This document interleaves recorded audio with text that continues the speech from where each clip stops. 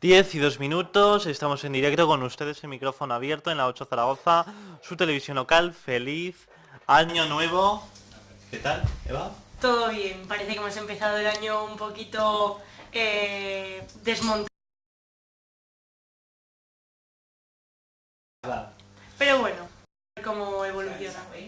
Bueno, bienvenido Diego Pascual. Muy buenas noches. Fernando Rodríguez. Muy bienvenido y buenos años. Y tengo aquí para comenzar el año a dos veteranos. Ellos son Sergio Rupérez. Buenas noches, feliz año. Y Pablo Molines. Buenas noches. Ambos, bueno, tenemos que decirlo, recordarán algunos espectadores, sobre todo Pablo lleva mucho tiempo sin venir al programa. Ambos eran dos de los pilares, formaban parte del núcleo duro de esta familia de micrófono abierto. Así que bienvenido, me hace especial ilusión teneros hoy aquí en este programa especial. Todo Pablo, que hacía mucho tiempo que no le veía. Para mí siempre es un placer poder estar aquí con vosotros. Bueno, antes de entrar de lleno con la política, tenemos que recordar una noticia que seguro que ya todos ustedes saben, y es que ha fallecido la infanta doña Pilar a los 83 años de edad, a causa de un cáncer de colon que le diagnosticaron hace un año. Ha fallecido en la clínica Ruber Internacional, en la que llevaba hospitalizada desde el pasado 5 de enero. Hoy se han acercado al centro hospitalario don Juan Carlos y doña Sofía, su hermana Margarita, junto al marido Carlos Zurita, y los monarcas don Felipe y doña Leticia han mostrado sus condolencias a los hijos en la capilla ardiente instalada en la casa situada en la urbanización madrileña Puerta del Hierro. A la primogénita de doña María de las Mercedes y don Juan de Borbón se le pudo ver por última vez el pasado mes de diciembre durante el emblemático rastrillo solidario Nuevo Futuro que venía organizando desde hacía 50 años. Los restos mortales de la duquesa de Badajoz no han sido velados en el Escorial, como es tradición en el caso de los infantes de España, por expreso deseo de sus familiares más directos. Doña Pilar nació en el exilio en Cannes en 1936, perdiendo los derechos dinásticos año y medio después debido al nacimiento de don Juan Carlos. Entre las hazañas más reseñables de su vida figura su puesta de largo en 1954 junto a 2000 invitados, y tras la cual sus progenitores intentaron sin éxito emparejarle con el rey Balduino de Bélgica, que finalmente contrajo matrimonio con Fabiola de Mora y Aragón. En 1965 conocería en casa de Margarita de Bulgaria al duque de Estrada, Luis Gómez Acebo, pasando por la vicaría 2 años después en el monasterio de los Jerónimos. Al contraer matrimonio morganático, es decir, con un miembro que no pertenecía a la familia real, debió de renunciar a sus derechos dinásticos. A la infanta era habitual verle veranear en Palma de Mallorca y le gustaba disfrutar de la hípica, los toros y la lectura. Vamos a ponernos en contacto en breves instantes con la periodista y escritora Pilar Eyre, que es experta en la Casa Real, pero antes, mientras nos ponemos en contacto, ¿algún apunte sobre este fallecimiento?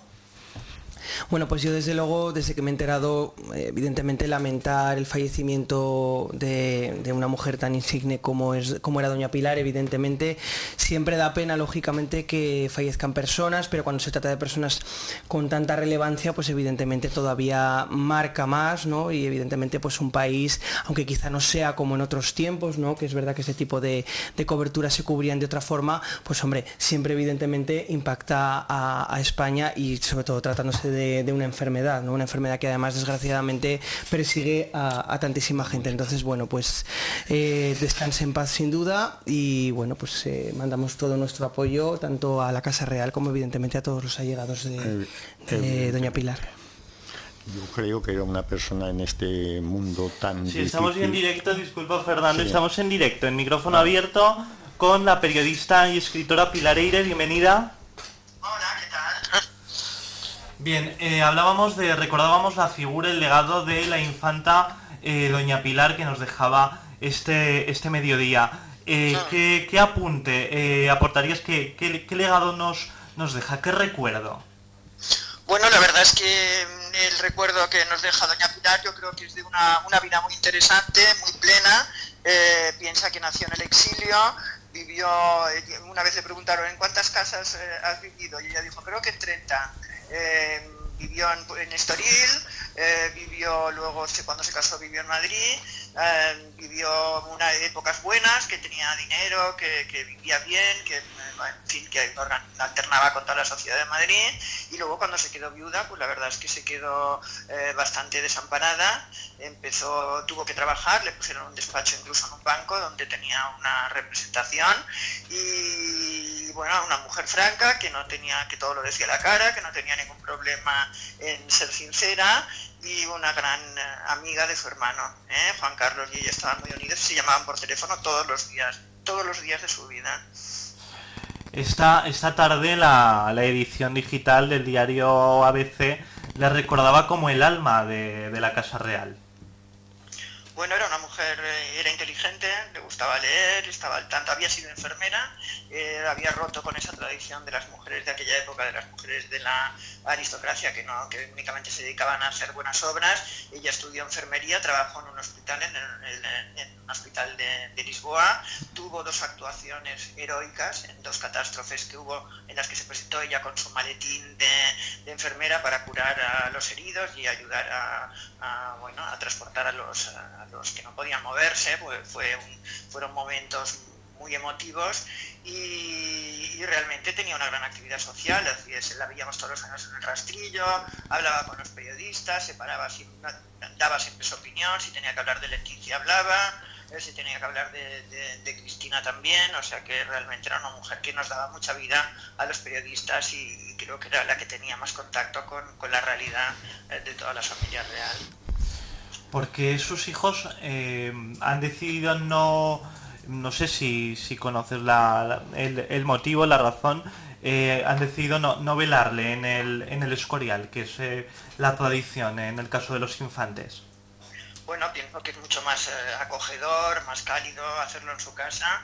Hombre, encuentro que el Escorial es un lugar que está lejos de Madrid, es un lugar frío, no le veo ningún sentido, esto sí que lo veo. Ella lleva una vida totalmente normal, bueno, normal entre comillas, porque tampoco normal, pero bueno, lleva una vida bastante al margen de todos estos fastos protocolarios, y creo que lo natural es que la velen en su casa de Puerta de Hierro. O sea, a mí me ha parecido una decisión lógica.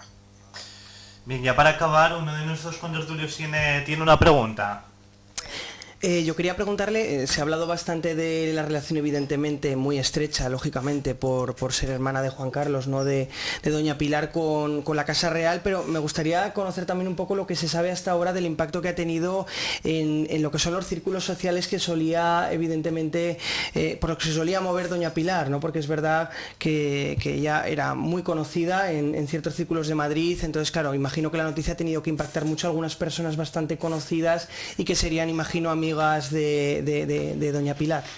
Bueno, la verdad es que es un poco una crónica de una muerte anunciada, porque cuando la operaron en febrero ya realmente ya se sabía que estaba muy mal. De hecho, yo creo que la mayoría de obituarios que han salido hoy en la prensa pues estaban escritos desde entonces, porque en aquel momento ya se dijo que estaba muy mal. Yo 2 o 3 veces me llamaron de mi revista de lecturas para decirme, oye, no, que ya nos han pasado información de que tiene para unos días, o sea que realmente ha sido un tiempo de descuento, de regalo, porque ya en aquel momento la operaron. Hoy día el cáncer de colon, la verdad es que hay gente que no es mortal, no es mortal como hace unos años. Mi madre murió de cáncer de colon, en aquel momento no había ningún tipo de supervivencia a este tipo de cáncer, pero ahora no, ahora es bastante, se puede prevenir, y es bastante, si se detectan en fases tempranas, pues se puede curar. No ha sido el caso de doña Pilar, que estaba ya muy mal cuando la operaron un poco ya pues sabiendo lo que había, y realmente yo creo que la gente estaba muy preparada y ya sabían muy bien que ella misma en una entrevista, yo esta tarde he visto una entrevista de ella que casi, me ha puesto, en fin, me ha impresionado. Ella me dice, yo no sé cuándo voy a morir, pero de 2020 no voy a pasar. Entonces a mí me parece, y es una entrevista que tiene 4 o 5 años, o sea que a mí me parece que ha vivido, hombre, 82 años, 83, hoy día tampoco es que sea mucho. A mí ahora que soy mayor, 83 me parece poquísimo, antes me parecía muchísimo cuando era joven, pero bueno, llevaba ya casi un año, desde febrero del año pasado llevaba muy mal, y realmente ha sido una sorpresa, yo creo. Muchas gracias, Pilar Eire, periodista y escritora. Un placer y esperemos que pronto, en algún momento, si visitas Zaragoza para alguna firma de libros, por cualquier motivación, te estaremos encantados de entrevistarte. Muchísimas gracias, un abrazo. Adiós. Bien, continuamos. Ahora sí, vamos con la investidura, que es el asunto monográfico previsto hoy, pero ha ocurrido esto por la tarde, el fallecimiento de la infanta doña Pilar, y no podíamos, desde luego, eludirlo. Bien, la firma de hoy dice así: queridos espectadores de micrófono abierto, si lo recuerdan, el pasado 18 de diciembre despedíamos la última mesa de análisis del año, incluyendo en nuestra firma la siguiente petición a sus majestades los Reyes de Oriente: la formación de un gobierno sólido y estable, de cariz progresista y amplia agenda social durante el asueto navideño. Dicho y hecho, Melchor, Gaspar y Baltasar me concedieron el deseo de traernos un ejecutivo progresista. La solidez y la estabilidad todavía está por determinar, y el ascenso y el acento social, además de presuponerse, dará sus frutos solo si logra consolidarse. Así pues, nos hallamos satisfechos, esperanzados y escépticos ante el nuevo capítulo todavía pendiente de escribir en nuestra democracia. La 14ª legislatura da comienzo con el primer ejecutivo de coalición y el primero formado por ministros socialistas y comunistas, cuyo hito cabría escribirse como titular del nuevo episodio. La izquierda ostentará el poder de manera conjunta 80 años después, tras la experiencia infructuosa de la Segunda República. Si bien son ciertos los avances cosechados en el desarrollo de derechos sociales, también no fueron las guerras fratricidas previas al conflicto bélico de 1936. El éxito se producirá esta vez si el Consejo de Ministros actúa como órgano colegiado, respetando la jerarquía. Si se incumple la premisa, la fórmula acabará como el Rosario de la Aurora, regalando el ascenso al poder de los tres jinetes del Apocalipsis. La cautela desde la firma del pacto entre Pedro Sánchez y Pablo Iglesias, escenificado con un caluroso abrazo, alivia el escepticismo. El programa de gobierno en 50 páginas esperanza cuanto menos, porque lamina la senda conservadora de las últimas legislaturas bajo el yugo de Mariano Rajoy. Son muchas las expectativas puestas sobre el complejo rompecabezas. Ayer, Pedro Sánchez triunfaba en su primera misión: sacar adelante su investidura, y el próximo reto deberá ser el voto afirmativo a los presupuestos generales del Estado, columna vertebral para permitir la andadura del gobierno. Les hará falta mano izquierda para poner en pie las propuestas legislativas y, como decía en líneas anteriores, actuar al unísono todos los miembros del gobierno. Reconocemos los arrestos del avezado en Resiliencia. Señor presidente, muerto y resucitado, logró ascender a los cielos, y veremos cuánto tiempo tarda en descender a los infiernos. Enemigos no le faltan. La derecha brama cual despechada al arrebatarle de sus garras nuestra querida madre patria. Su espíritu ancestral le impide asumir el juego democrático. Intentan enfangar todo lo posible, en virtud de conservar sus privilegios, bajo el pretexto de salvaguardar los valores constitucionales. Flaco favor hacen al inquilino de la zarzuela, rogándose en máximos valedores de la institución monárquica, cuya misión cohesionadora se limita a la representatividad. La ley fundamental, aprobada por la inmensa mayoría ciudadana en 1978, sufre desgaste de tanto abusar de ella. PP, Ciudadanos y Vox la empequeñecen, aportando su visión restrictiva del texto y eludiendo que la Carta Magna no limita sus primeros artículos a la indisoluble unidad de España, pues añade la garantía de mantener las nacionalidades encarnadas en las 17 autonomías y el uso de las lenguas cooficiales. Asimismo, en otros apartados recoge la garantía de ejercer el pluralismo político. Por lo tanto, tildar de ilegítimo bien el nuevo gobierno, bien sus sostenes, tratándose de grupos con representación parlamentaria emanada de la soberanía popular y por ende legales, contraviene los valores constitucionales. No sorprende, tratándose de Pablo Casado y Santiago Abascal, pupilos de José María Aznar, quien se dedicaba en sus tiempos de camisa azul a escribir artículos de prensa dilapidando la Constitución. En efecto, mis parabienes para los impulsores del gobierno naciente, más mi reconocimiento a los jóvenes movilizados en las plazas en mayo de 2011 reclamando un gobierno al servicio de los intereses de la mayoría, no a los dictados de la banca. Obedecieron a Dolores de Cospedal, formaron un partido y desde hoy se enfrentan a transformar la realidad usando el BOE, la herramienta más revolucionaria en democracia. Si prima la generosidad y la responsabilidad sobre lo demás, la experiencia y el pragmatismo del PSOE sumado a la efervescencia de Podemos contribuirá a solidificar el experimento, tal vez el gobierno con mayor pulsión reformista desde la victoria de Felipe González en 1982. Bien, y antes de ir con la información, bueno, no sé si algún apunte. Bueno, yo...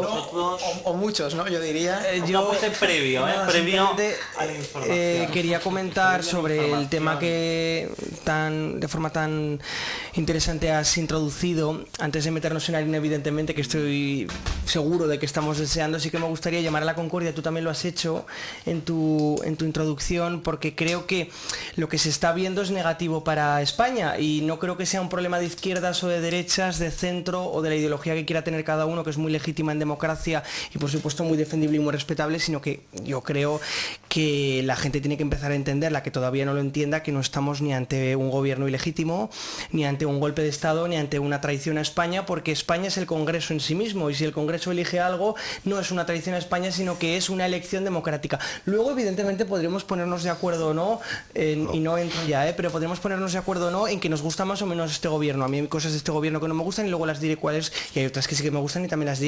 Pero de verdad, eso tiene que quedar claro, porque si no, estamos haciéndole un flaco favor no solo al rey, como bien indicabas, que sin duda es uno de los baluartes de nuestro sistema democrático y de nuestro Estado, sino que también al sistema del 78, de la Constitución, del que provenimos y que de alguna forma sostiene las libertades tan fantásticas que disfrutamos. Y de verdad, esto se lo digo a la derecha, porque es verdad que la derecha en este momento, especialmente la ultraderecha, por ser justos, es la que más se está atacando por ahí.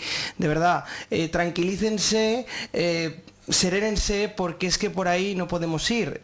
Luego ya habrá tiempo, desde luego, de decirle de todo a Pedro Sánchez y a Pablo Iglesias. Seguro que en concreto un compañero mío, bueno, igual varios, están deseando contestarle y reaccionar a su gobierno, pero de verdad, por favor, estemos tranquilos y bueno, lo primero que hagamos es felicitar al presidente, como se hace siempre con un presidente democrático, respetar su gobierno, y luego ya habrá tiempo de verdad de decir de todo en el Congreso, y habrá tiempo incluso de hacer mociones de censura si incluso les apetece, no quitar a Sánchez de en medio, habrá tiempo de todo, aunque a mí me da la sensación de que se quitará él solo antes de que le hagan una moción, porque la cosa es muy inestable. Te hago un apunte, y empiezo, decía Samuel que era su regalo de Reyes. Yo creo que más bien es un saco de carbón retrasado de Papá Noel, ¿no? Te cojo el testigo de lo que dices de que es un gobierno legítimo, por supuesto un gobierno elegido democráticamente, pero es un gobierno peligroso. Y es un gobierno peligroso por la gente que lo compone, empezando por su presidente. Un político que adolece de un mal que cada vez es más común, de él sabe que quiere el poder, pero no sabe para qué. Y cuando alguien quiere el poder a toda costa, está dispuesto a dar lo que sea por conseguirlo, aunque luego no tenga un fin en sí mismo que mejore la vida de los ciudadanos. Cualquier declaración que haga Pedro Sánchez, hay una anterior diciendo lo contrario. ¿Qué valor tiene la palabra de este presidente del gobierno que tenemos ahora? Y así es muy difícil confiar, que no solo en el presidente, en el gobierno, sino en la clase política. ¿Y por qué digo que es un gobierno peligroso? Por los socios. Porque al final tenemos, porque mira, podrá subir el paro, podrán subir los impuestos, reducir el nivel adquisitivo de los ciudadanos con sus políticas. Nos resistiremos, lo hicimos con Zapatero, no hay ningún problema. El problema es cuando tienes en el gobierno a gente experta precisamente en socavar el Estado de Derecho que tenemos en España. Cuando tienes de socio a Pablo Iglesias, cuando tienes de socio a Esquerra Republicana, su portavoz el otro día en el Parlamento sin ningún problema decía: a mí España no me importa nada, yo no vengo aquí para ayudar nada a España ni a sus ciudadanos. Con ese tipo de gobiernos, lo que está en peligro es las bases de la democracia y de la justicia en España. Los enemigos de este gobierno es la justicia y es la libertad de prensa. Y la oposición va a tener un papel muy importante controlando precisamente al gobierno en esto.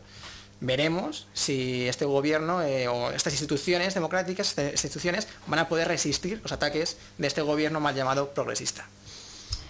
Bueno, yo desde luego felicitar al nuevo gobierno de que nos hayamos podido poner de acuerdo a nivel estatal. Ya lo decía durante las investiduras de los presidentes autonómicos, que ojalá España tomase ejemplo de, por ejemplo, Aragón, que nos supimos poner de acuerdo en varias semanas, y la verdad es que es una buena noticia. Yo tomo la palabra de unos comentarios que leí en las redes sociales, me parecieron muy acertados.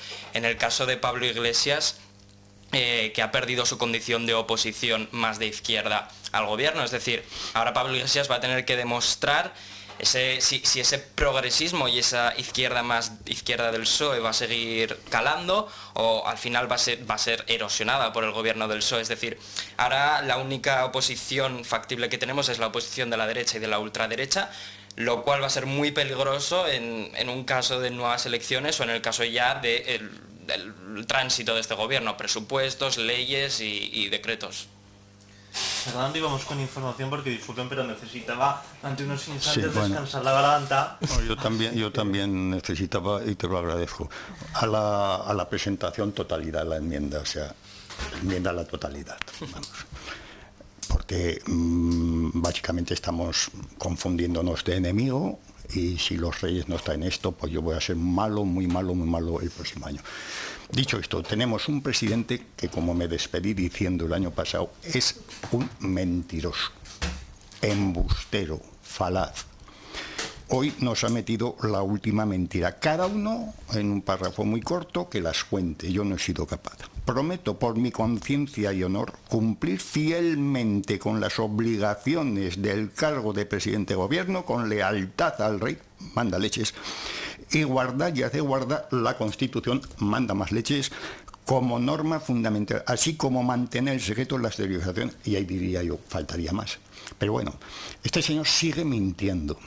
Es se han fabricado, yo no le perdono, es que ya se ha olvidado, porque es 2020, que se sacaron 140 millones de euros de todos, pues para hacer otras elecciones que nadie se cree que ya estaban más que firmadas de antemano. O sea, yo creo que la ignorancia no nos llega a eso y la credulidad de cada uno pues es libre, evidentemente. ¿Felicitarlo? No. No felicito. O sea, yo lo acataré, será mi presidente, como el de todos, les guste o no les guste, evidentemente me incluyo, pero presidente, felicitarlo en la vida. Creo que nos ha caído una buena. Y el gobierno, porque a mí me gusta hablar así, con la ultraizquierda, que es que aquí ya manda narices de que mintamos todos, en los medios de comunicación, me refiero, sobre todo en los gordos, que estemos hablando de ultraderecha. ¿Y quién son estos? La ultraizquierda más rancia que pueda haber en un país en estos momentos, que es tan peligrosa como puede ser, por aquello que los extremos se tocan y demás. Y este país se está debilitando por momentos. Entonces, con gente como esta en el poder, pues que venga Dios y nos ampare. Vamos con esa información que les decía. Discurso de Sánchez de la sesión parlamentaria que se convocó el pasado 2 de enero por la presidenta del Congreso de los Diputados, Meritxell Batet, para investir al candidato nombrado por el jefe del Estado. El presidente en funciones, Pedro Sánchez, comenzaba a las 9 del pasado sábado con su intervención para obtener la confianza de la Cámara Baja. El jefe de los socialistas desglosó su programa gubernamental a lo largo de casi 2 horas. En la tribuna de oraderos, el líder del PSOE aseveró la preservación de la unidad de la nación y el cumplimiento de la Constitución, con la premisa de habilitar cauces de diálogo en Cataluña para desinflar el conflicto político existente.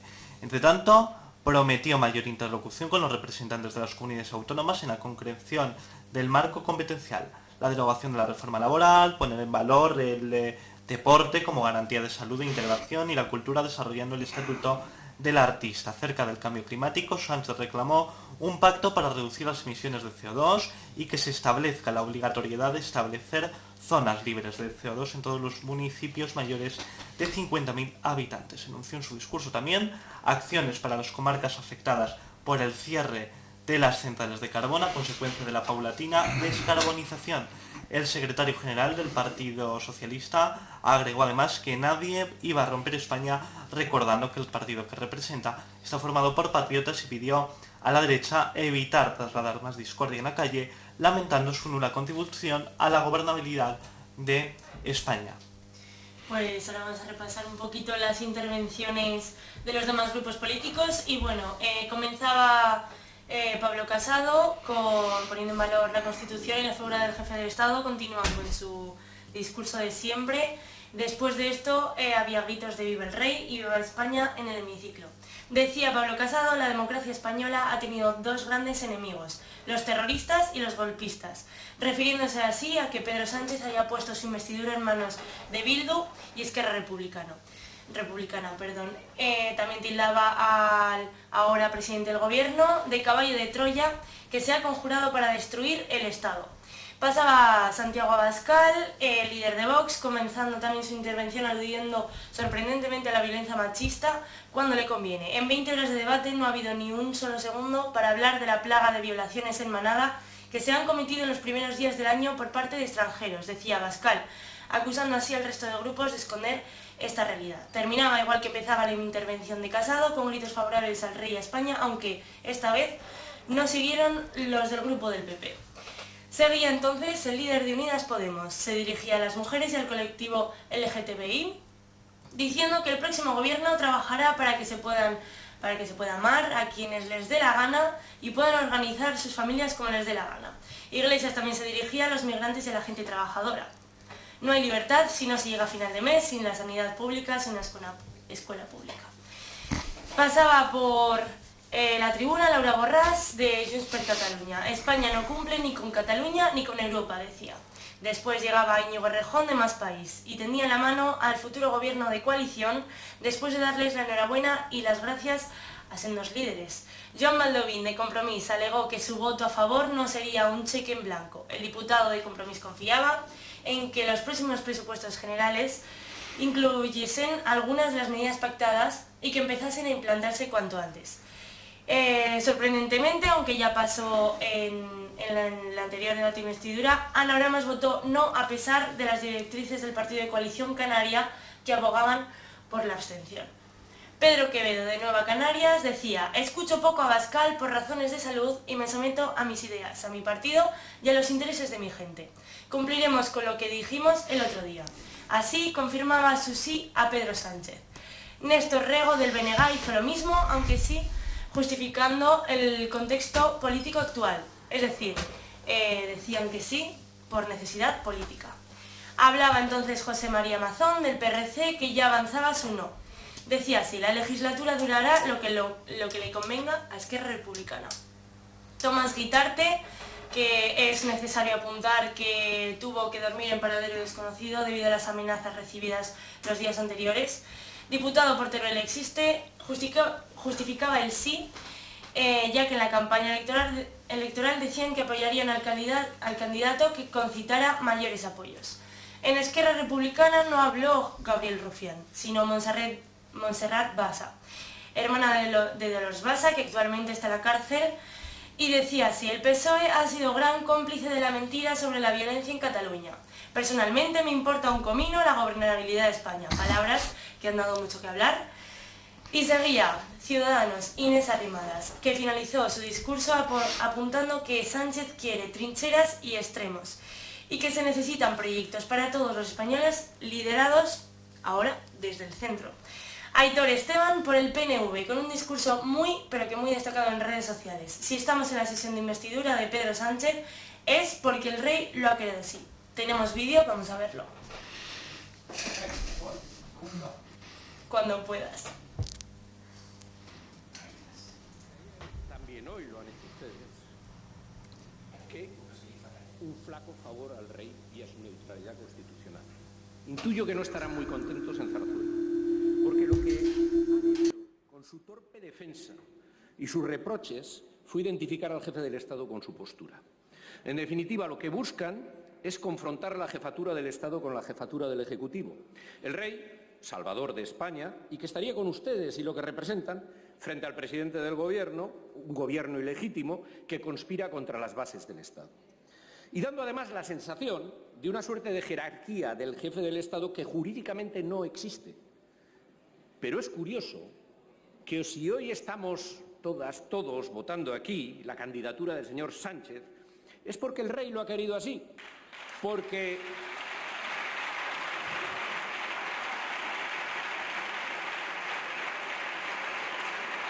en la ronda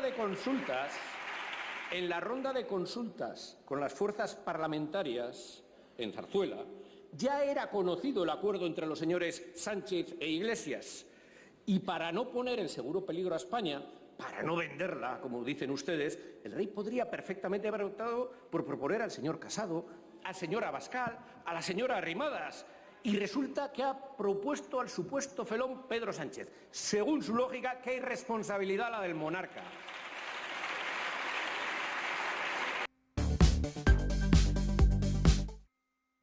Votaba sí. Siguiendo así, tomaba la palabra Óscar Matute de H. Bildu, a la vez que los diputados de Vox abandonaban el hemiciclo. Hablaba hacia Pablo Casado, diciendo para todas las víctimas, verdad, justicia y reparación, para absolutamente todas. Volvían entonces los diputados al hemiciclo tras cerrar su discurso. Mireia Vehí continuaba desde la CUP diciendo nuestro independentismo es antifascista y en este estado la amnistía y autodeterminación son imprescindibles.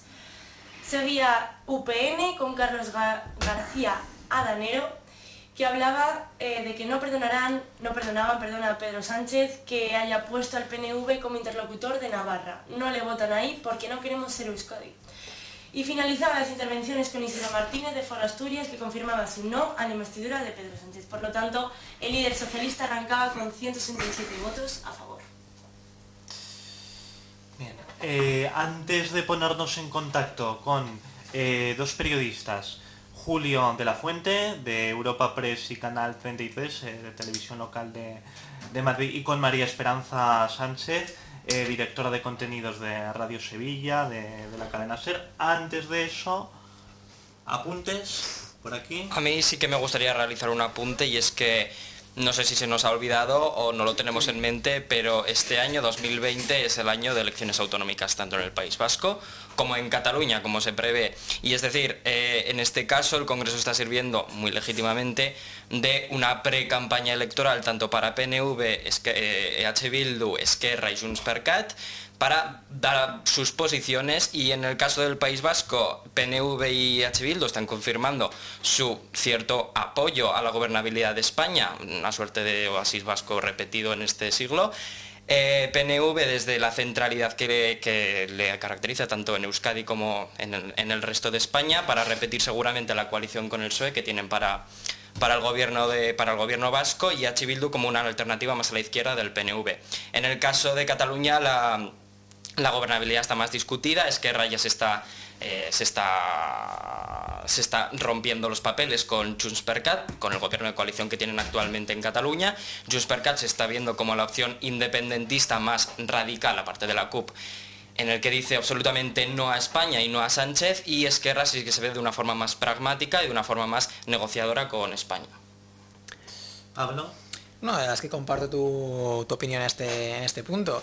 Al final yo creo que el gobierno durará poco. O sea, este gobierno, si llega al año, incluso si consigue... Bueno, es que dudo muchísimo incluso que consiga sacar unos presupuestos, porque al final el otro día, justo ha sido hoy Rufián cuando decía... Si no se sienten a negociar la independencia, incluso también que los presos salgan de la cárcel, no se votan los presupuestos a favor. Por lo tanto, es un gobierno muy débil. Es decir, por eso decía que era peligroso si le dejamos hacer, pero al final los equilibrios de poderes que hay ahora mismo en el Parlamento son tan estrechos que un voto en contra hubiera cambiado totalmente el sentido de la votación. Pone muy difícil la posición de sacar unos presupuestos. Y entiendo que el Partido Socialista no le quedará más remedio convocar de nuevo elecciones. Y como tú decías, completamente de acuerdo en que las elecciones autonómicas pueden dar mucho juego a lo que pase finalmente en el Parlamento español.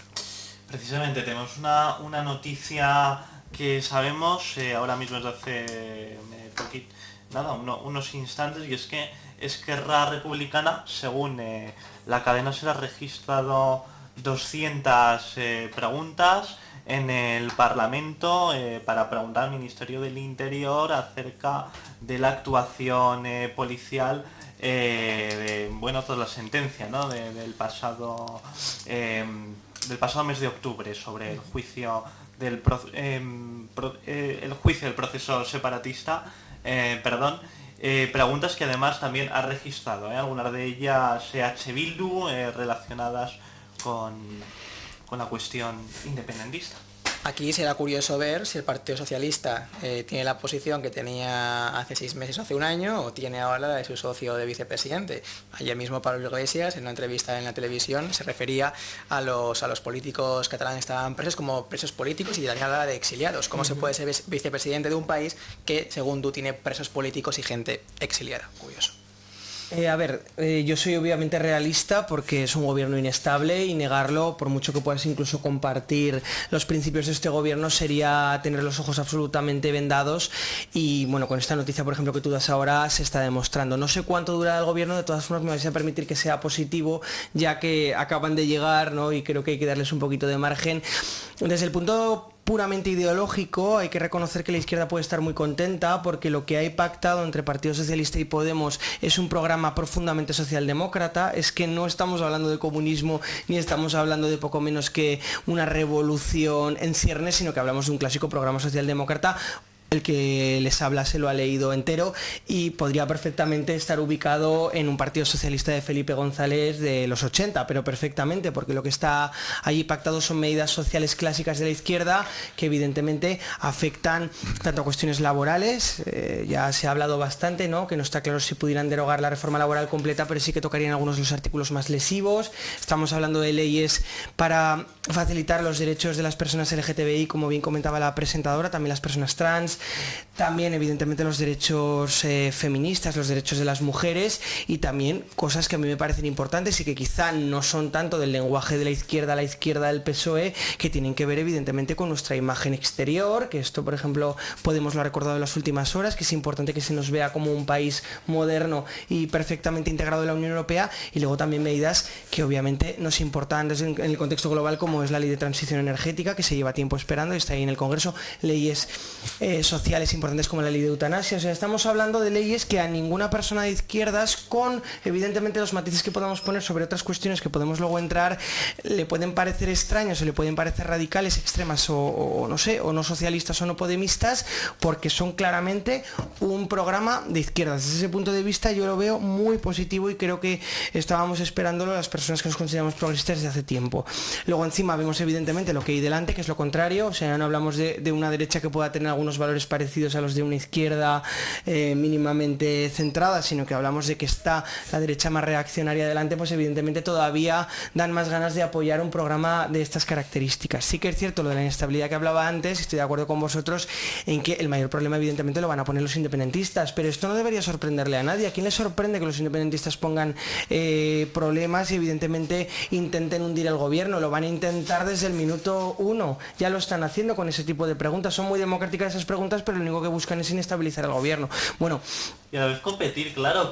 Con el PDK. Además de que están evidentemente, como bien señalaba Diego, en un periodo puramente preelectoral en el que Esquerra Republicana quiere la Generalitat y evidentemente compite con Junts per Catalunya, cara de perro, para evidentemente de alguna forma desautorizar, etcétera. Esos son obviamente sus luchas internas, que obviamente no deberían afectar al gobierno, aunque lo van a hacer. Y sí que decir un apunte en el que estoy de acuerdo absolutamente con Pablo Moliné. Algunos que nos habrán visto debatir en otros tiempos igual les sorprende, pero es que hay que reconocerlo. La primera entrevista que dio 2 entrevistas, una al diario.es y otra en el intermedio de La Sexta. Estuve viendo la de la televisión y hay que reconocer que estaba de acuerdo en muchas cosas de las que decía Pablo Iglesias, futuro vicepresidente, pero es verdad que no puede sostener en caso alguno, ya no solo un vicepresidente, que es una persona muy importante del gobierno, es el número 2 y eso que va a haber varias vicepresidencias, sino yo creo que estamos en una democracia y evidentemente estamos hablando de un gobierno socialdemócrata centrado. No puede defender en ningún caso que haya presos políticos, porque es mentira, lo que hay es políticos presos porque se han saltado la ley, y eso es evidente, y cualquier demócrata lo tiene que defender. Y luego tampoco puede defender, porque lo hacía de alguna forma lateral, así como quien no quiere la cosa, pero de alguna forma defender no la autodeterminación como tal, porque eso lo debe tener prohibido, se lo han debido ya prohibir en Moncloa, pero sí que es verdad que de alguna forma le da la razón a los independentistas, ya no solo en el sentido del tema de la cárcel, sino también en sus objetivos políticos y territoriales, ¿no? Entonces eso a mí me escama pero muchísimo. O sea, las medidas puramente ideológicas y de izquierdas las veo muy bien. A mí personalmente me gustaría más que las defendiera solo Sánchez, por tanto que no hubiera coalición, esto lo he defendido muchas veces, pero bueno, esto es lo que hay. Entonces si sacan algunas de las medidas ya estaremos bastante contentos desde la izquierda, pero tiene Sánchez, pero ya que decirle a Pablo Iglesias lo que no puede decir públicamente. Igual no lo consigue, evidentemente, que no lo piense, porque bueno, cada uno piensa lo que le da la gana, pero por favor que no lo vaya diciendo en las entrevistas, más si cabe ahora que acaban de anunciar que han pactado una comisión y un programa en el que van a estar controlándose mutuamente lo que dicen y lo que no dicen. Pues ostras, me parece a mí que se les ha escapado una cosa importante. O está esperando Sánchez. Yo lanzo ahí esa especie de pregunta, de comentario.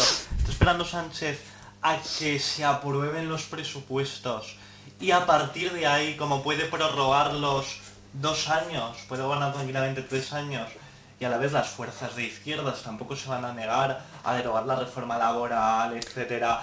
En cuanto se aprueben los presupuestos, ya, bueno, no le va a importar tanto, le va a importar menos que se rompa la alianza con Podemos, que comience a haber disensos, que con Esquerra a lo mejor coquetea menos con Esquerra.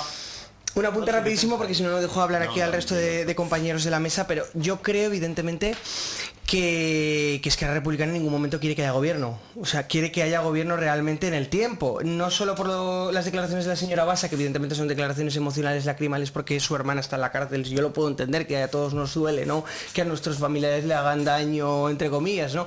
Pero bueno, fuera de esas declaraciones... Si no se lo merece. Aunque se lo merezca, porque en este caso lo dice la ley y punto. Pero evidentemente siempre duele que a alguien de los tuyos, ¿no? Pues le hagan algo y más que esté en la cárcel, ¿no? Yo se lo puedo entender, pero ya no hablo de ese discurso emocional de esa señora, sino que hablo del propio Rufián, ahora moderadísimo, que poco menos parece pronto será del IBEX 35, que poco menos nos está intentando vender que ya no es independentista. Evidentemente que no les interesa realmente que haya gobierno en España, y Rufián lo recuerda cada cierto tiempo, ¿no? O sea, a mí lo que me interesa es que hablen de mi libro, ¿no? Vale, pues van a estar todo el rato con eso. Yo no dudo en absoluto que no se aprueben los presupuestos, o sea, no lo dudo, o que hagan caer el gobierno en cualquier momento, porque ya lo hicieron con los anteriores. Entonces, ¿por qué no lo van a hacer ahora? Encima que estamos pendientes de ciertas resoluciones judiciales, que además estamos pendientes de una campaña electoral, que igual a Esquerra le puede venir bien mejor capitalizar otra vez el mensaje independentista.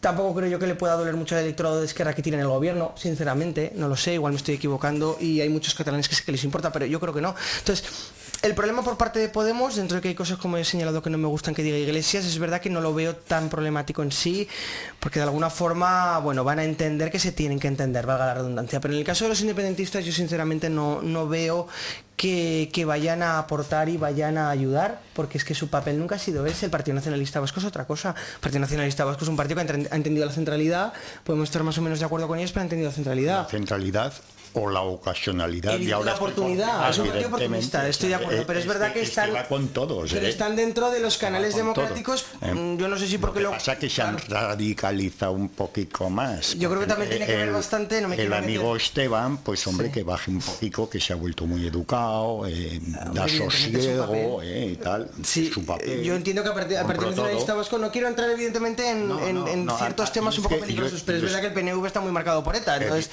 evidentemente igual ahora les compensa después de toda la barbaridad que ha sufrido este país. Unos movían el árbol y otros recogían esto. Dicho. Pero bueno, con el PNV te puedes entender hoy, pero con Esquerra no. Mientras le des la manduca, pelota, que es correcto. El PNV no quiere la autodeterminación, simplemente quiere la pasta. Bueno, RC a mí no me preocupa, claro. Por ejemplo, RC es uno de los partidos que le tengo cierta simpatía. Madre mía. Sí, le tengo cierta simpatía. No ha mentido nunca en nada. En nada, es lo que quiere y punto. Sí, pero por eso que son coherentes yo te digo lo que piensan. A diferencia del PDK. Sí. El PDK ya no sentir una orfandad ideológica ahora mismo en los votantes clásicos de Convergencia. Que eso más que bueno, no sé decirte. Una banda, vamos. Sí, banda, sí. Banda sin categoría y sin nada. Yo creo que eso estamos convencidos todos, unos y otros.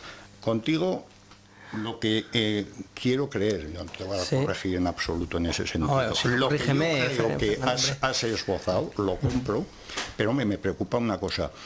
Mi crítica sería pues normal y correcta, obviamente, por creer en unas ideas o que me gusten más simplemente unas que otras, que eso lo tenemos todos. Pero hombre, hay socialismo, esto no es socialismo. Esto no es Hombre, las socialismo. medidas son socialismo, Fernando. Sí. Otra cosa es lo que se pacte. Otra cosa es se lo que pacte sea. ya podemos, Dentro del socialismo, evidentemente... porque si lo rectificase yo, Felipe González ha pactado cosas como estas en sus gobiernos, o sea, bien, no las mismas, bien, pero parecidas. ni los tiempos eran los mismos. Hombre, lógicamente, también es verdad que el nacionalismo seguía ahí, o sea...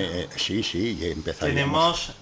Tenemos que llamar a María Esperanza Sánchez porque ponía en contacto conmigo. Vamos ahora con ella, directora de contenidos de Radio Sevilla, con tertulia muy veterana, fue durante bastantes años del programa La 25 de la cadena SER, los desayunos de Televisión Española. Y estamos con ella, María Esperanza Sánchez. Bienvenida a micrófono abierto. Hola. Buenas noches. Estamos analizando... Sí. No, que me perdonen porque, en fin, estoy con un resfriado muy grande y no sé si voy a poder estar bien todo el tiempo. Bueno, no te robaremos demasiado tiempo, María Esperanza. Vale. Agradecemos mucho la intervención nuevamente en nuestro programa. Estamos analizando el debate de investidura. El candidato Pedro Sánchez, ¿qué titular, qué valoración cabría? Hombre, pues titular yo creo que sería uno que celebrara que por fin hay gobierno. Lo que pasa que parece que las cosas van a ser mucho más difíciles de lo que en principio se podía haber pensado ayer por la noche, ¿no? En fin, todo el mundo se fue a casa, todo el mundo, quiero decir, los que estaban en el acuerdo del gobierno, y mucha gente, supongo, en toda España, se fue tranquilo a la cama, pero ya están empezando a pasar cosas muy curiosas, ¿no? Pues, por ejemplo, está empezando a pasar que el Partido Popular debe haberse dado cuenta de que tiene que retirarse de la estrategia de Vox, porque no le beneficia, sino todo lo contrario. Posiblemente pudiera, si siguiera tan cerca de Vox como se ha visto en este debate, podría Vox habérselo tragado. Parece que no, parece que se distancian de esa estrategia de Vox, diciendo en primer lugar que no van a estar en la manifestación del próximo domingo, en defensa de la Constitución y no sé cuántas cosas que dice Vox, ¿no? Pero sin embargo, sí han pedido a todos los ayuntamientos de España, a todas las diputaciones provinciales, a los parlamentos, etcétera, que hagan manifestación contra los acuerdos con Esquerra Republicana y Bildu. Quiero decir, no va a ser nada fácil, va a ser lo que empiece a pasar la próxima semana, que es cuando parece que ya tendremos gobierno, pues va a ser muy difícil, enormemente difícil, pero supongo que el gobierno sobre todo tendrá que hacer el esfuerzo de hacer aquello a lo que se ha comprometido, fundamentalmente, en fin, todos los asuntos sociales que ha esbozado en el Parlamento y la política de cada día, ¿no? Y por supuesto se ha comprometido con Esquerra Republicana a abrir una mesa de negociación, de diálogo fundamentalmente, ¿no? Que yo creo que debe ser el diálogo es el principio de todas las cosas. Los seres humanos venimos de la palabra, por lo tanto es la que debería servir, ¿no? para entendernos. Bien, antes de marcharnos, ¿alguna pregunta? Nuestros contertulios. Sergio. Vale, yo sí, hola, ¿qué tal? Buenas noches. Simplemente preguntaría si cree que se van a aprobar los presupuestos, porque ya vemos que la inestabilidad del gobierno es evidente, entonces claro, eso también rebaja un poco las expectativas que pueda tener Sánchez, ¿no?, con respecto a la aprobación.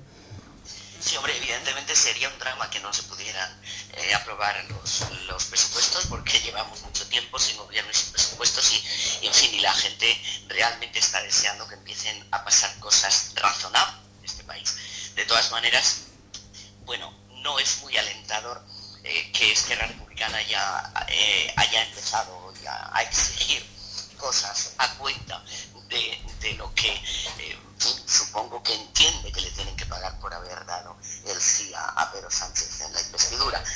No lo sé, yo creo que la política es diálogo, el entendimiento es diálogo, el avance es diálogo, la mejora de la vida de los ciudadanos y de los países es diálogo. Por lo tanto, no tengamos miedo al diálogo. Desde mi punto de vista no es malo hablar, sino todo lo contrario.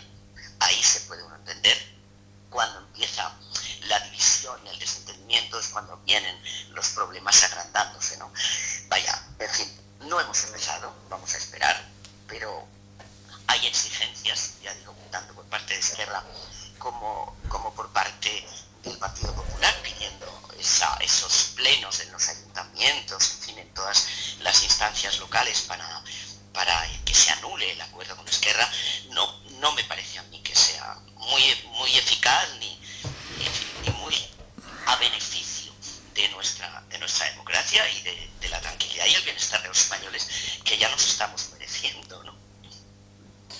Muchas gracias, María Esperanza Sánchez.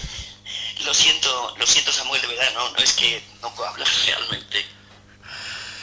Muchas gracias Gracias y cuídate, cuídate ese resfriado. Vale, lo haré. Vale, buenas noches. Buenas noches.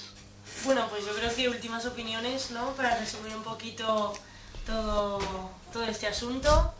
Pablo, Diego. No, pues voy a continuar lo que decía Sergio para terminar cuando hablaba, bueno, tu pregunta de los primeros presupuestos, completamente. O sea, si Pedro Sánchez consigue aprobar los presupuestos para 2020, vamos, es que echa del gobierno hasta Pablo Iglesias. O sea, no me cabe duda de que un señor lo está deseando, tan avaricioso de poder como es Pedro Sánchez no se quiere quitar a todos del medio. Pero también el resto de jugadores lo saben. Y donde van a querer sacar las cartas va a ser precisamente en la votación para sacar adelante los primeros presupuestos. Y lo que no sé si esta vez el Partido Socialista negociará algo, porque en realidad ha negociado algo, porque todo que ha querido cada uno de sus socios le ha dicho que sí. Quiero una vicepresidencia, te lo doy. Quiero que te sientes, Esquerra, quiero que te sientes conmigo, se sienta. PNV, quiero tal, se lo da. Que además lo podrían haber hecho ahorrándonos unas elecciones. Más números. Completamente. Entonces ahora... ¿Por tiene que ver Iván Redondo en esa asesoría? Bueno, pero fíjate, es una asesoría psicológica con Sánchez. Bueno, la cuestión es que se repetieron elecciones, está en un panorama peor que la anterior, la diferencia de un voto para unos presupuestos generales, que veremos lo que está dispuesto a vender del Estado español para conseguir quedarse en la Moncloa. Diego. Bueno, yo desde luego condenar, que no hemos hablado de ello, las amenazas, los insultos y el acoso a ciertos diputados, tanto socialistas como en el caso más conocido, el diputado de Teruel Existe. Increíble. No es democrático, en ningún caso es democrático amenazar ni acosar a ningún diputado, ni que un diputado tenga que dormir en un sitio escondido para... O sea, no es democrático que estas cosas pasen en un estado del siglo XXI.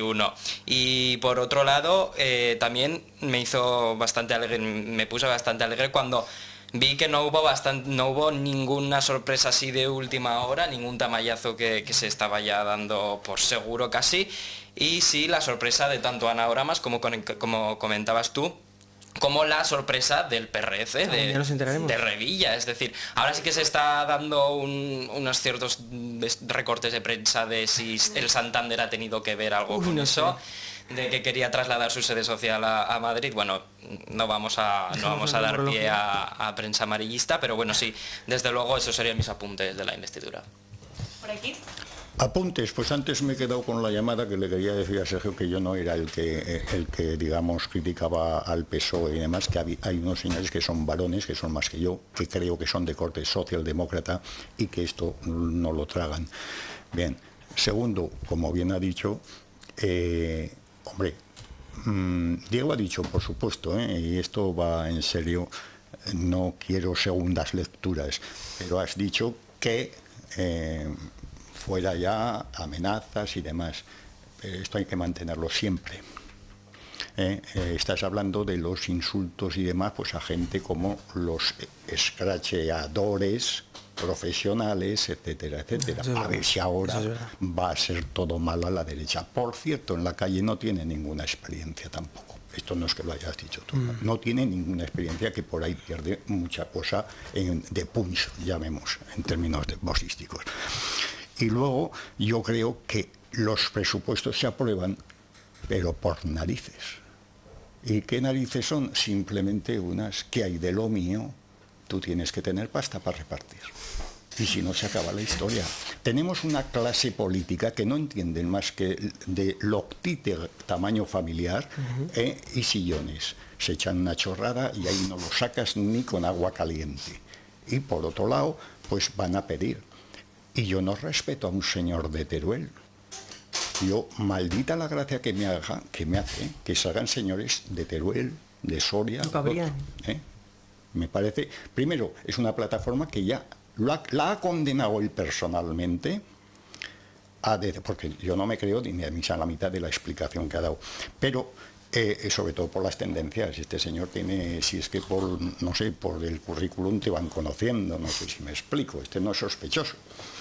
Entonces llega un momento de que hay pequeños agentes que quieren coger lo suyo y demás. Otra cosa es que el señor de Teruel ha condenado a Teruel porque, siendo una plataforma presuntamente, tanto que gusta la palabra, transversal, ¿sabe cómo sacan los votos otra vez?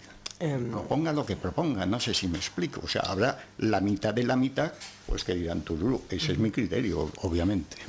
A ver, Sergio, que te veo con las palabras. No, nada, matiz, porque estamos ya seguramente fuera de tiempo, pero sobre el Teruel Existe sí que querría comentar algo, porque ha sido una información de esta tarde. No es defender a Teruel Existe porque sí, además no es una plataforma que comparta en muchas de sus posiciones, pero sí que es cierto que no solo defenderla por el tema de los ataques, que son absolutamente vergonzosos, también los ataques que hacía Podemos, porque también los hacía, hay que ser claros. Yo los escraches algunos vemos muy críticos entre los que incluyo, el señor Pablo Iglesias y... Por ejemplo, a Dolores Serrano. No solo eso, señor Pablo Iglesias y el señor... Lo digo por alguien que era cercano a nosotros. Pero no me quería meter en eso rápidamente, que es verdad que Tomás Guitarte, no sé si presa de un populismo o presa de una realidad, sí que ha comentado esta tarde.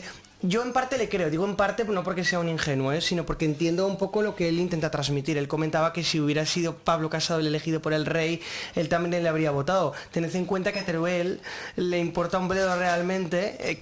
Por mucho de eso que se habla del piso y de Valencia, que tanto le gusta a algunos medios sacar, cosas que además forman parte de un pasado en el que él no era político, por tanto no sé qué sentido pueden tener, pero fuera de eso, a él que, narices, perdónenme la expresión, le puede importar que sea del PP o sea del PSOE si lo que quiere es hablar de Teruel, porque hace la plataforma para únicamente hablar de Teruel. Entonces, puestos a no darle el tren, que no se lo va a dar el PSOE, porque no se lo va a dar, igual le mejoran un poco el tren, pero no creo que se lo dé, porque yo no creo que ese tren le interese a nadie, porque no le ha interesado nunca, tampoco creo que se lo diera el PP, por tanto, porque no iba a votar a Casado, ¿no?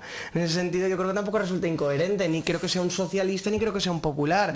Es una persona que se adapta a... y que únicamente ha ido al Congreso para ver qué hay de lo mío como otros partidos. Bueno, es muy legítimo, ¿no? Es un poquito grave que, siendo las primeras elecciones, ya se le esté condenando a traición. Sí, yo creo que como es inexperto, él mismo lo reconocía, pues querían inestabilizarle y dicen a ver si cae, ¿no? Porque hay ciertos entornos radicales de este país que están deseando podría haber tomado la postura de la diputada de Coalición Canaria. Al final era otra. Bueno, eso ya hablaremos otro día. Postura legítima que podría haber cogido también el diputado de Teruel. Respecto de eso, estamos hablando de sorpresas. Y ahora más, lo tenía más que anunciado. Pero bueno, no sé. Públicamente, creo que se sorprende su partido en bastante. Televisión, en televisión. Doy fe que hace más de una semana que se sabía. Sí, pero que si tu partido te quiere echar, no le van a echar. Pero si tu partido te quiere echar, será porque igual de alguna manera no se esperaban que votaras en contra de lo que dice el partido. El caso más curioso ha podido ser el de Revilla. Bueno. Por ahí venía porque madre mía, el señor defensor de Sánchez, hasta cuando le insultan, esa es la verdadera solución del país, es un Revilla. Por cierto, ponte un Revilla este en el sábado país, vuelve a estar en la televisión, Revilla. Qué raro, qué raro. Otro día. No, eso no le debe de. Bueno, pues con eso cerramos el debate y vamos con una noticia de la que nos hemos enterado apenas unas horas. Eso es, y es que los duques de Sussex renuncian a la realeza británica, vivirán entre Canadá y el Reino Unido. Bueno, pues nada. Bueno, digamos pues una semana muy intensa. Los privilegios, pero sin las obligaciones, ¿no? Exacto. Del colorín. Y ya no entramos en la ruptura. Ya no entramos en la ruptura, podríamos decir, el año, que es la de ese campeonismo. Drama, lo dejamos para la semana que viene. Auténtico drama. Qué pena no estar, Tendremos ya programa, edición. Porque eso sí que importa y no las investiduras. Edición normal, convencional. Bueno, pues muchísimas gracias a los 4 colaboradores de hoy. No ha sido un debate muy candente, ha estado bien, con respeto y todo, ¿no? Como lo habéis visto, bien. Sí, la verdad es que me sorprende. Es que no somos políticos, Uy, no sabes qué debate ha habido. No sabes qué debate ha habido aquí, Con esa frase nos vamos y nos vemos la semana que viene, el miércoles a las 10. Un saludo y gracias, Samuel.